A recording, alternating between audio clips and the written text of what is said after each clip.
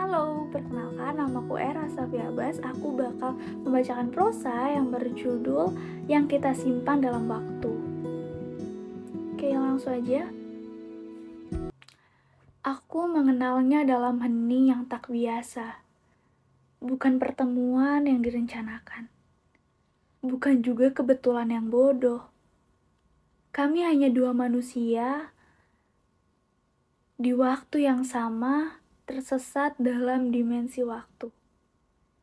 Lalu memutuskan untuk duduk di sebuah halte yang tak pernah menjanjikan arah pasti. Dia hadir seperti pagi yang tenang setelah malam panjang yang terlalu bising. Tidak membawa janji, hanya menampilkan yang hangat dan tawa yang sederhana. Tapi entah bagaimana, aku mulai mempercayainya lagi.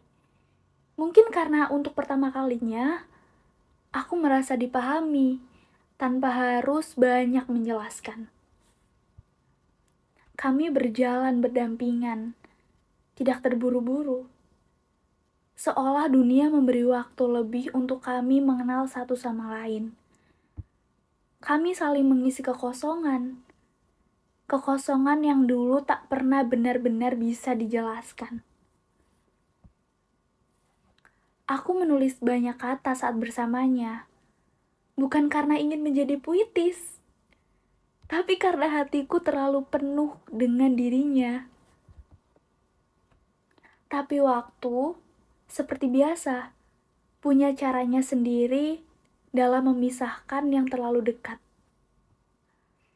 Bukan dia yang pergi, bukan aku yang berubah. Hanya arah yang pelan-pelan menunjukkan bahwa kami sedang berjalan ke dua ujung yang berbeda.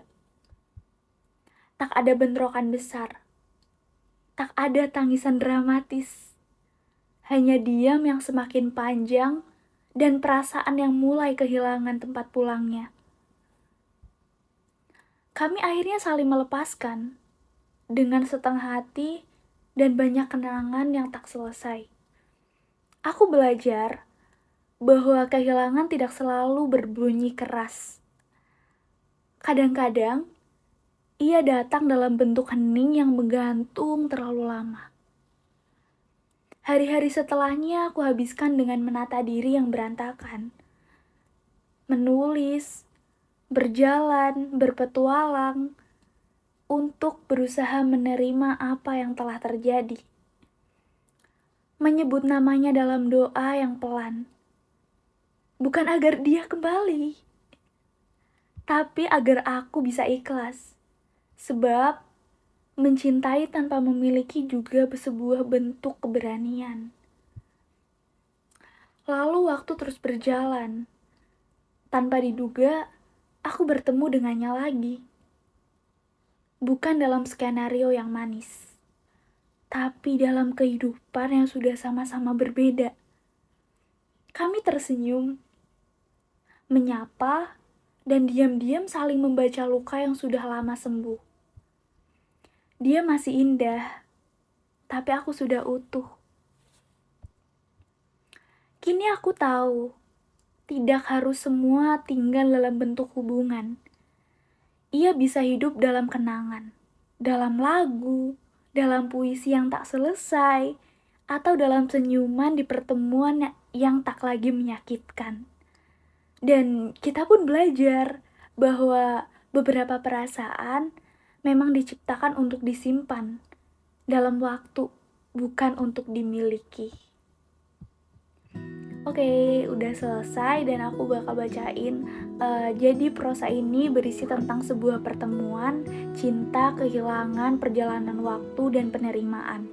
Makna yang dapat diambil dalam prosa ini adalah bahwa waktu tidak selalu menyembuhkan, tapi ia memberi ruang untuk menerima, dan yang paling indah bukanlah saat memiliki, tapi saat kita mendoakan tanpa lagi berharap kembali.